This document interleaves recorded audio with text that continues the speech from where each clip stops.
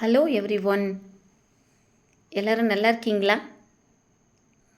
இன்றைக்கி நான் ஒரு மாரல் ஸ்டோரி சொல்ல போகிறேன். வாங்க கதைக்குள்ளே போகலாம். ஒரு அமைதியான புல்வெளி. அங்கே ஒரு புத்திசாலி முயல் குட்டி ஒன்று வாழ்ந்து வந்துச்சு. அந்த முயல் குட்டி பேர் ராம். அது தான் வசிக்க புதர்களுக்கு நடுவில் ஒரு வீடு கட்ட தொடங்கிச்சு. ராமால் மற்ற முயல்களை மாதிரி ஆழமான குழியை தோண்ட முடியல. ராமும் எவ்வளவோ முயற்சி செஞ்சு பார்த்தது. இது நமக்கு வராதுன்னு முயற்சியை கைவிட்டுட்டு ஒரு குளத்துக்கு அருகே போய் சோகமாக உட்காந்துருச்சு.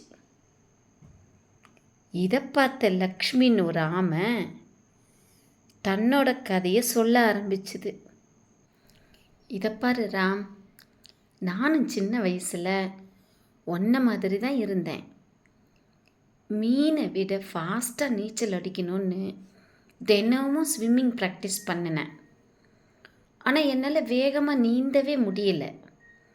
அப்போ தான் ஒரு நாள் என்னோடய கோலை மாற்றி அமைச்சிக்கிட்டேன். ஏன் வேகத்தில் நம்ம மீன் கூட போட்டி போடணும்? அதிக நேரம் மூச்சு பிடிச்சி ஆழமான கடலுக்குள்ளே அதிக நேரம் இருந்து சாதனை பண்ணனா என்ன அப்படின்னு என்னுடைய கோலை நான் மாற்றி அமைச்சிக்கிட்டேன்.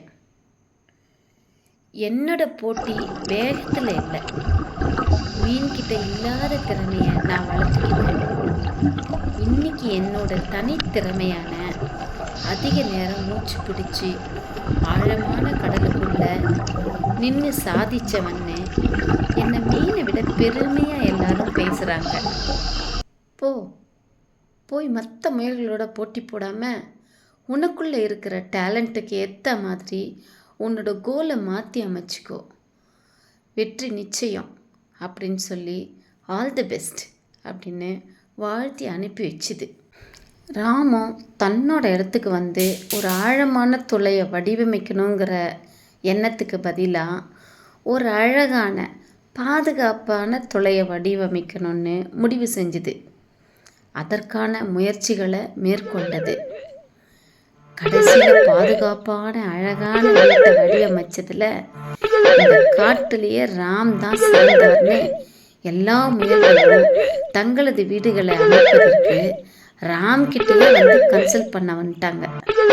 மாரல் ஆஃப் த ஸ்டோரி, ஒரு விஷயத்தை எவ்வளவு முயற்சி செஞ்சோம் உங்களால் அடைய முடியலன்னா உங்கள் இன்ட்ரெஸ்ட்டுக்கு ஏற்ற மாதிரி உங்கள் கோலை மாற்றி அமைச்சு முயற்சி செய்யுங்க.